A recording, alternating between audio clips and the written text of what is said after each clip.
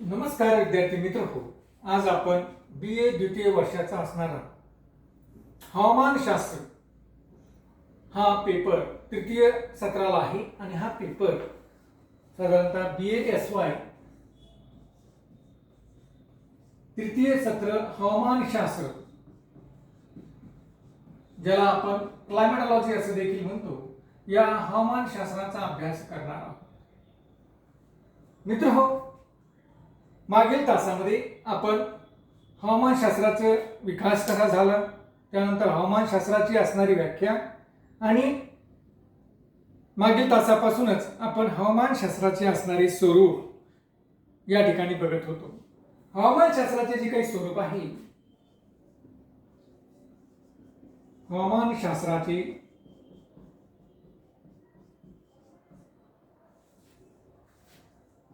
स्वरूप ज्याला आपण नेचर ऑफ क्लायमेटॉलॉजी असं म्हटलेलं आहे. नेचर ऑफ क्लायमेटॉलॉजी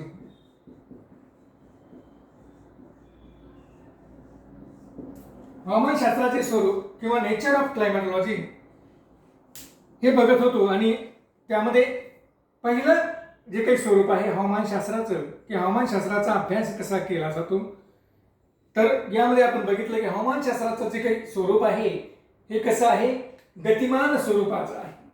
पहिलं आपण बघितलं की हवामानशास्त्राचं स्वरूप हे गतिमान आहे किंवा गतिमान स्वरूपाचं आहे. आणि मग गतिमान स्वरूपाचं कसं आहे हे बघत असताना आपण बघितलं की हवामानशास्त्रामध्ये अभ्यासला जाणारा घटक म्हणजे पृथ्वीवर असणारं हवामान. हवामानशास्त्रामध्ये अभ्यासला जाणारा घटक, महत्वाचा घटक म्हणजे काय आहे, तर पृथ्वीवर असणारं हवामान. आणि हे पृथ्वीवर असणारं जे काही हवामान आहे, या हवामानाचा अभ्यास करण्याचं काम हे हवामानशास्त्राच्या अनुषंगाने केलं जातं. मग गतिमान स्वरूप कसं प्राप्त झालेलं आहे, तर हवामानशास्त्रामध्ये अभ्यास करत असताना आपण पाहतोय की हवामान हा घटक आहे, की हा घटक काळानुसार आणि स्थानानुसार त्याच्यामध्ये बदल होतात. काळ निघून गेला की हवामानामध्ये बदल झालेला आपल्याला दिसून येतो. प्रदेश बदलला, स्थान बदललं की हवामानामध्ये बदल झालेला आपल्याला दिसून येतो. आणि हा जो काही बदल होतो, या बदलाचा किंवा या हवामानाच्या स्वरूपाचा तेथील असणाऱ्या मानवी जीवनावर परिणाम होतो. आणि मग तेथील असणाऱ्या मानवी जीवनावर कशा पद्धतीने परिणाम होतो याचा अभ्यास या ठिकाणी आपण करत असतो. आणि मग आपण पाहतो की त्यांच्या आर्थिक क्रियेवर या हवामानाच्या स्वरूपाचा परिणाम झालेला आपल्याला दिसतो. तसंच त्यांच्या एकंदर जीवनावर देखील याचा हवामानाच्या स्वरूपाचा परिणाम झालेला आपल्याला दिसतो. म्हणजे हवामान बदललं काळानुसार की त्यानुसार त्या ठिकाणी बदल झालेले आपल्याला दिसतात. म्हणजे गतिमान स्वरूप या ठिकाणी हवामानाला प्राप्त झालेलं आपल्याला दिसतं किंवा हवामानशास्त्राला प्राप्त झालेलं आपल्याला दिसतं.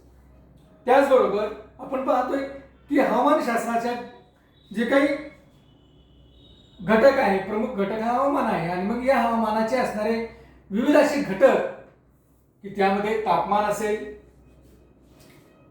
वायुभार असेल, आर्द्रता असेल, वारे, पर्जन्य, वादळे, आवर्त, प्रत्यावर्त, या सर्व बाबींचा परिणाम, या सर्व घटकांचा परिणाम. कारण हे घटक कसे आहेत, बदलणारे आहेत. हे घटक कसे आहेत, बदलणारे आहेत किंवा गतिमान स्वरूपाचे आहेत. म्हणजे मी मागच्या तासामध्ये तुम्हाला उदाहरण दिलेलं आहे की हे बदलणारे किंवा गतिमान स्वरूपाचे असल्यामुळे या ठिकाणी आपलं असं लक्षात येतं की हवामानशास्त्राचे स्वरूप देखील कसं आहे, गतिमान स्वरूपाचे आहे, असं आपण या ठिकाणी म्हटलेलं आहे. त्यानंतर दुसरा जो काही भाग आपल्याला बघायचा आहे तो म्हणजे हवामानशास्त्राचं जे काही स्वरूप आहे हे सांख्यिकीय आहे.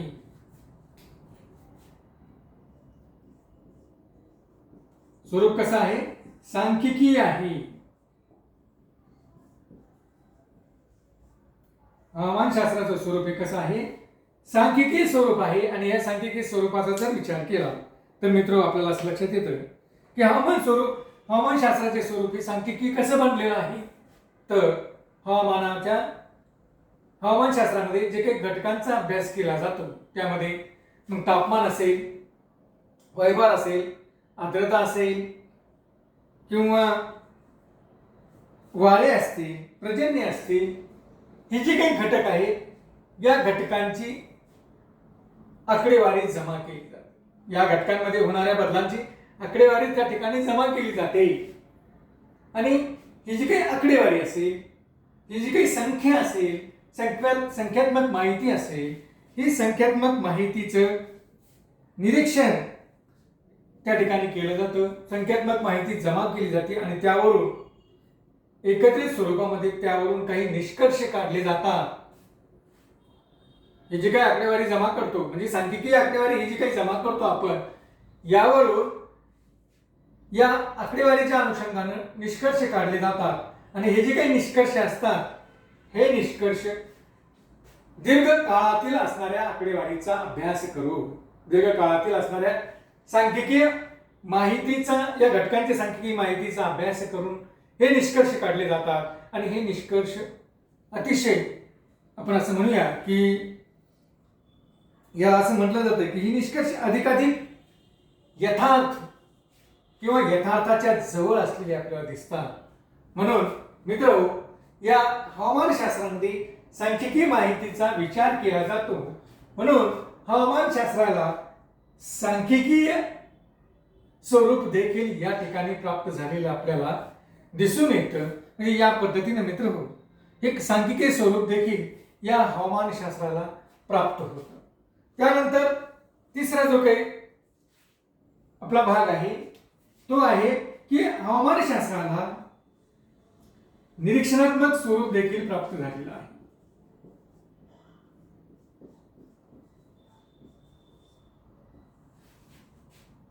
निरीक्षणात्मक स्वरूप देखील हवामानशास्त्राला प्राप्त झालेलं आहे. मग निरीक्षणात्मक स्वरूप कसं प्राप्त झालेलं आहे तर आपण पाहतो की अगदी हवामानातील असणारे विविध घटक ज्यांचा आपण हवामानशास्त्रामध्ये अभ्यास करतो त्या घटकांची आकडेवारी, सांख्यिकीय माहिती ही जमा केल्या जाते. आणि ही सांख्यिकीय आकडेवारी किंवा माहिती जमा करत असताना मित्र हो, ही काही माहिती 1 आणि 2 दिवसाची तयार केली जात नाही, तर अनेक दिवसांचे, अनेक वर्षांपासून ही माहिती एकत्र केल्या जाते. अनेक वर्षांची माहिती, सांख्यिकीय माहिती, सांख्यिकीय आकडेवारी ही जमा केली जाते. त्यांचं निरीक्षण केलं जातं, पाहिलं जातं त्यांच्यामध्ये की कशा पद्धतीने ही आकडेवारी आलेली आहे आणि निरीक्षण करून त्यावरून योग्य असं अनुमान काढलं जातं. म्हणजेच आपल्याला असं म्हणावं लागतं की हवामानशास्त्रामध्ये या हवामानातील असणाऱ्या घटकांचं निरीक्षण या आकडेवारीच्या माध्यमातून केलं जातं. ही आकडेवारी जी काही येते या आकडेवारीच्या अनुषंगानं म्हणजे निरीक्षणाच्या माध्यमातून त्या ठिकाणी हवामानाचं स्वरूप कसं असेल याचा अनुमान किंवा निष्कर्ष काढण्याचे काम हे हवामानातील घटकांच्या निरीक्षणाद्वारे या ठिकाणी केले जातं. आणि यामुळं प्रामुख्याने आपल्याला असं दिसतं की हवामानशास्त्राचे स्वरूप हे निरीक्षणात्मक झालेले आहे. म्हणजे ही जी काही माहिती जमा केली जाते तिचं निरीक्षण केलं जातं. हे जे काही हवामानाचे घटक आहे यांचं जे काही निरीक्षण आपण करतोय या घटकांच्या निरीक्षणातून निष्कर्ष काढण्याचं काम केलं जातं. आणि हे निष्कर्ष प्रामुख्याने हे जे काही निरीक्षण आहे त्या हवामानाच्या घटकांचं 1 आणि 2 वर्षासाठी केलं जात नाही, तर वर्षानुवर्ष हे हवामानातील घटकांचं निरीक्षण हे या ठिकाणी केलं जातं. तिथं पाऊस कसा पडतो, किती पडतो याचं निरीक्षण वर्षानुवर्ष केलं जातं. तिथं आर्द्रता किती प्रमाणात आहे याचं निरीक्षण वर्षानुवर्ष केलं जातं. तिथं वारे कोणत्या दिशेकडे वाहतात याचं निरीक्षण वर्षानुवर्ष केलं जातं. तेथील असणारं तापमान, अधिकतम तापमान आणि न्यूनतम तापमान हे वर्षानुवर्ष कशा पद्धतीनं आहे याचं निरीक्षण हे केलं जातं. आणि या निरीक्षणातून जे काही निष्कर्ष येतात हे निष्कर्ष, हे जे काही आपण निष्कर्ष काढलेले असतात त्याच्या तथ्याच्या अगदी जवळ आलेली आपल्याला दिसतात. जे काही अनुमान काढलेलं असतं हे अनुमान काढलेल्या तथ्यांच्या अगदी जवळ आलेले आपल्याला आढळून येतात किंवा जवळजवळ ते असतात, म्हणजे निश्चित त्यामध्ये आपल्याला असं म्हणता येईल की अधिक यथार्थपणा त्यामध्ये आलेला आपल्याला दिसून येतो. तर अशा पद्धतीने मित्र हो, या हवामानशास्त्राचे स्वरूप हे निरीक्षणात्मक सुद्धा झालेले आपल्याला दिसतात. मित्र हो, हवामानाच्या स्वरूपामध्ये किंवा हवामानशास्त्रामध्ये ज्यावेळेस आपण हवामानाचा अभ्यास करतो पृथ्वीवरील, तर पृथ्वीवरील हवामानाचा अभ्यास करत असताना पृथ्वीवरील काही घटकांचा अनुभव हा आपल्याला येत असतो.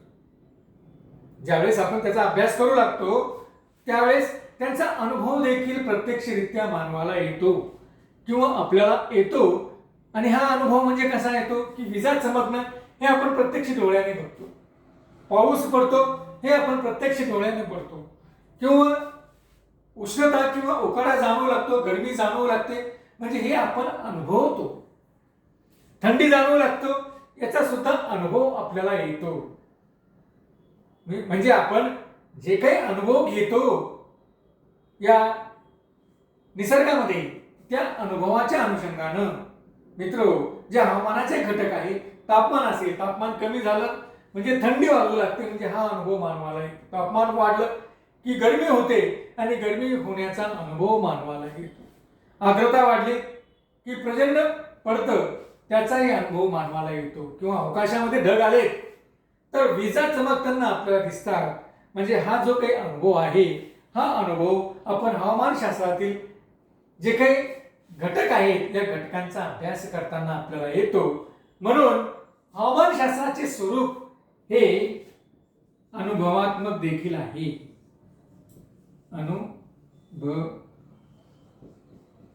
अनुभवात्मक देखील स्वरूप हे आपल्याला या ठिकाणी हवामानशास्त्राचे असलेले दिसून येते. म्हणजे मित्र हो, या ठिकाणी आपण जर बघितलं तर आपल्याला असं दिसतं की ढगाळ वातावरण आहे आणि विजा चमकत आहे, वातावरणामध्ये पाऊस पडत आहे, वृष्टी होत आहे, याचाही अनुभव येतो आपल्याला.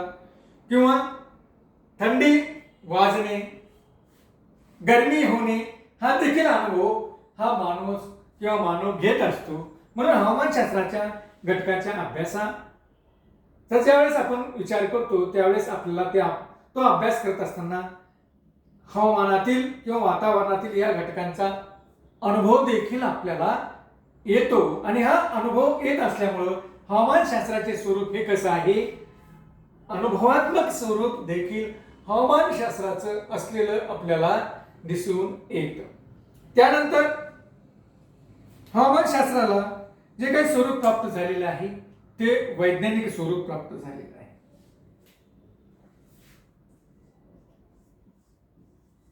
वैज्ञानिक स्वरूप मित्र, कोणतेही शास्त्र, मग ते हवामान शास्त्र असो किंवा कोणतेही शास्त्र ज्यावेळेस म्हणतो आपण त्याला, म्हणजे ते एक विज्ञान असतं. आणि जे काही विज्ञानाचे अनेक नियम आहेत ते हवामानशास्त्राच्या अभ्यासामध्ये उपयुक्त ठरत असतात. म्हणजे साधारणतः आपण असं म्हणूया की पदार्थ विज्ञानामध्ये किंवा भौतिक शास्त्रामध्ये नियम आहे की एखाद्या पदार्थाला उष्णता दिली की तो प्रसरण पावतो. तो काय करतो? प्रसरण पावतो. हा विज्ञान किंवा भौतिक शास्त्राचा नियम आहे. तसंच हवामानामध्ये जर तापमान वाढलं तर तापमान वाढल्यामुळे त्या ठिकाणी जी काही हवामानामध्ये असणारी हवा आहे किंवा वातावरणामध्ये असणारी जी काही हवा आहे ही हवा देखील प्रसरण पावते. म्हणजे हवामानशास्त्राचे नियम देखील विज्ञानाचे नियम देखील हवामानशास्त्रामध्ये उपयुक्त ठरतात. हे एक उदाहरण आहे. असे अनेक नियम हे विज्ञानाचे हवामानशास्त्रामध्ये उपयुक्त ठरलेलं आपल्याला दिसून येतात. त्याचबरोबर हवामानशास्त्र व नैसर्गिक विज्ञान हे जे काही नैसर्गिक विज्ञान आहे, मग ते भौतिकशास्त्र असेल, जीवशास्त्र असेल, गणित असेल, या सर्व नैसर्गिक विज्ञानाचा आणि हवामानशास्त्राचा जो काही संबंध आहे तो अगदी जवळचा संबंध आहे. या हवामानशास्त्र आणि निसर्ग विज्ञानातील विविध घटकांचा जे काही घटक आहेत यामधले या घटकांचा परस्परांशी संबंध आलेला आपल्याला दिसून येतो किंवा संबंध असतोच. म्हणून आपण असं म्हणतो की हवामानशास्त्र हे एक वैज्ञानिक स्वरूपाचे शास्त्र आहे किंवा हवामानशास्त्राचे स्वरूप हे वैज्ञानिक स्वरूप असलेलं आपल्याला किंवा मानलं गेलेलं आपल्याला दिसून येतं. म्हणजेच आपण असं म्हणतोय की हवामानशास्त्राला वैज्ञानिक स्वरूप या ठिकाणी प्राप्त झालेलं आपल्याला दिसतं. त्यानंतर हवामानशास्त्राला प्रयोगात्मक स्वरूप देखील प्राप्त झालेलं आहे.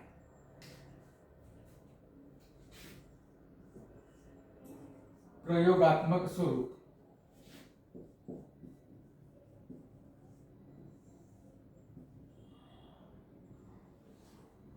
ज्या पद्धतीनं निसर्ग विज्ञानामध्ये किंवा निसर्ग विज्ञानातील विविध घटकांचा पडताळा करण्यासाठी आपण प्रयोग करत असतो. साधारणतः प्रयोग म्हणजे काय?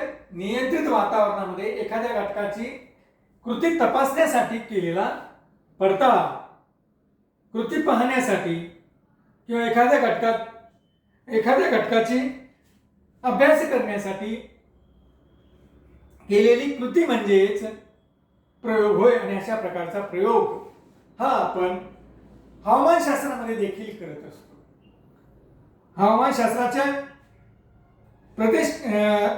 हवामानशास्त्राच्या असणाऱ्या प्रयोगशाळेमध्ये हवामानशास्त्राची प्रयोगशाळा ही अगदी निसर्ग आहे. या निसर्गाच्या असणाऱ्या प्रयोगशाळेमध्ये हवामानशास्त्रातील असणारे विविध प्रयोग या ठिकाणी करून बघितले जातात आणि निश्चित या ठिकाणी त्यामुळं हवामानशास्त्राला एक प्रयोगात्मक स्वरूप या ठिकाणी प्राप्त झालेलं आपल्याला दिसतं. आपण हवामानशास्त्राचे ज्यावेळेस प्रयोग करत असतो त्यावेळेस आपल्याला असं दिसतं की प्रदेशानुसार हवामान बदलतं. त्याचबरोबर त्याचा परिणाम तेथील असणाऱ्या वनस्पती प्रकारावर होतो. त्याचाच परिणाम त्या ठिकाणी असणाऱ्या प्राणी जीवनावर होतो. त्याच हवामानाचा तेथील असणाऱ्या हवामानाचा परिणाम तेथील मानवी जीवनावर होतो. म्हणजे जसं हवामान बदलतं तसतसं आपल्याला वेगवेगळ्या प्रकारचे असणारे त्याचे परिणाम हे आपल्याला या ठिकाणी आपल्या प्रयोगशाळेच्या माध्यमातून जाणवू लागतात. आणि म्हणून हा प्रयोग या शास्त्राला देखील प्रयोगात्मक स्वरूप या ठिकाणी प्राप्त झालेलं आहे. त्याचबरोबर आपण जर बघितलं तर हवामानशास्त्राला प्रादेशिक स्वरूप देखील प्राप्त झालेलं आहे. प्रादेशिकतेचा प्रदेशाचा किंवा प्रादेशिकतेचा जर आपण विचार केला तर मित्रांनो आपल्याला असं दिसतं की प्रदेशानुसार हवामानामध्ये बदल झालेला आहे. आणि हवामानामध्ये बदल झाला असल्यामुळे त्या प्रदेशातील असणाऱ्या हवामानाची आपल्याला सखोल अशी माहिती त्या ठिकाणी घ्यावी लागते.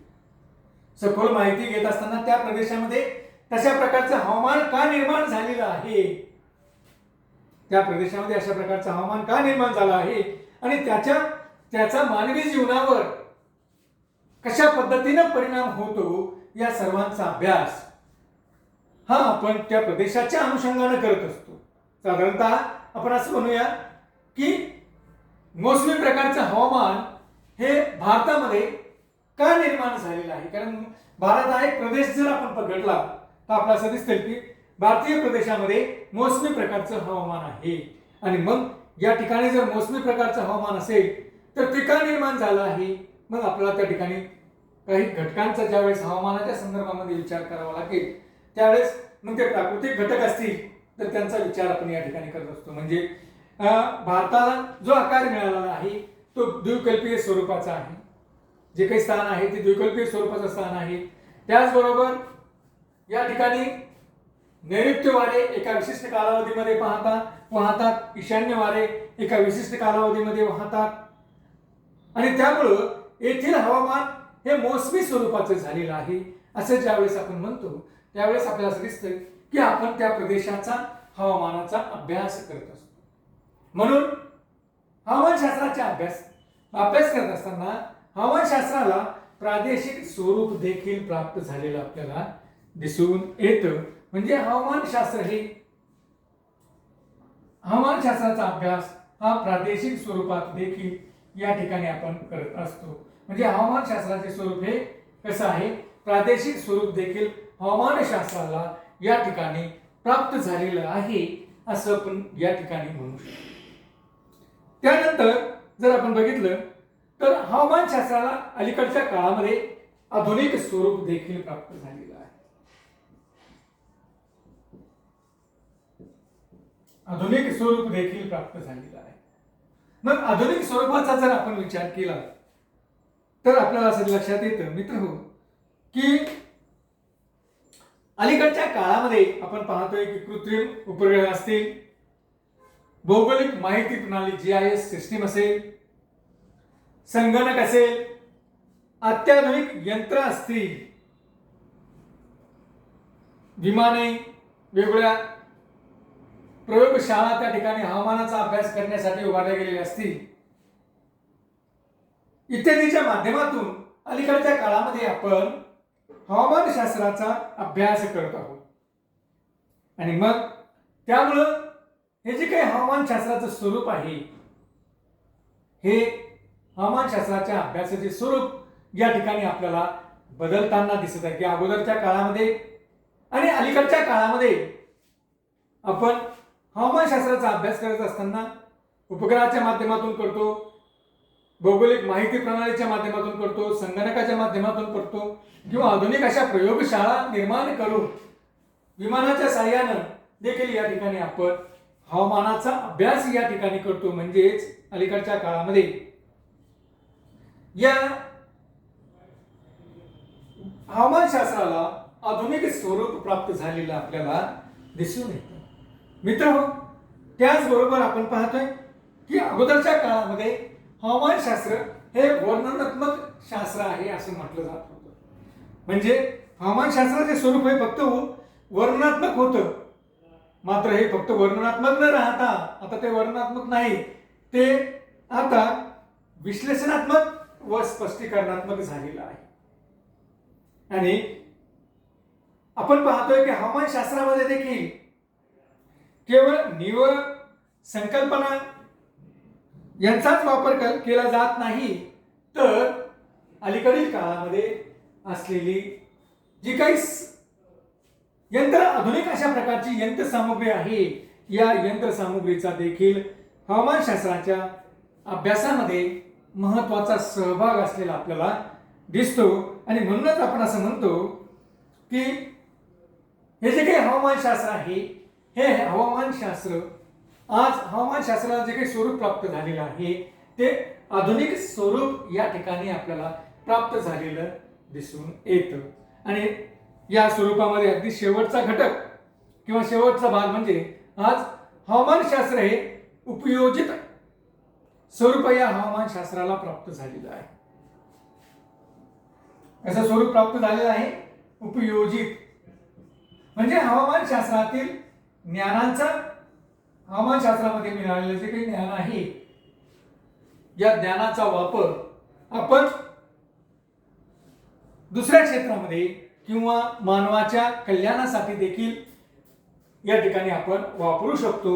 म्हणजेच हवामानशास्त्र हे उपयोजित शास्त्र आहे, उपयोजित स्वरूपाचं शास्त्र आहे असं आपण या ठिकाणी म्हणतो की त्याचा हवामानशास्त्रातील ज्ञानाचा वापर मानवाला स्वतःच्या जीवनामध्ये देखील करता येतो. म्हणून हे शास्त्र कसं झालेलं आहे आता उपयोजित स्वरूपाचं शास्त्र झालेलं आहे. आपण जर उदाहरणं बघितली तर आपण पाहतोय की हवामानशास्त्रातील हवामानाच्या संदर्भाने अभ्यास करत असताना जो काही हवामानाचे घटक आहे या घटकामध्ये की जसं अतिवृष्टी होत असेल, अवर्षण येत असेल किंवा जागतिक तापमान वृद्धी होत असेल, प्रदूषण निर्माण होत असेल, ओझोनचा क्षय आहे, वादळ आहे, महापूर आहे, यासारख्या असंख्य घटना या हवामानाच्या अनुषंगानं पृथ्वीवर घडत असतील तर मित्र हो आपल्याला असं दिसेल की या घटना का घडतात. प्रदूषण टाळायचं असेल तर निश्चित आपल्याला काय केलं पाहिजे याचा अभ्यास हवामानशास्त्राच्या अनुषंगाने केलं जातो. हवामानशास्त्र त्या या सर्व घटना, या ज्या काही घटना घडतात या घटनांवर उपाययोजना काय आहे, कशा पद्धतीने आपण त्यावर उपाययोजना करू शकतो हे हवामानशास्त्रामध्ये बघितलं जातं. म्हणून हवामानशास्त्राचे स्वरूप हे उपयोजित स्वरूप या हवामानशास्त्राला प्राप्त झालेलं आहे. म्हणून हवामानशास्त्र हे उपयोजित शास्त्र आहे असं देखील आपण या ठिकाणी म्हणू शकतो. तर मित्रहो, अशा पद्धतीनं आपण या तासामध्ये हवामानशास्त्राचे स्वरूप कसं आहे हे या ठिकाणी बघितलेलं आहे. धन्यवाद.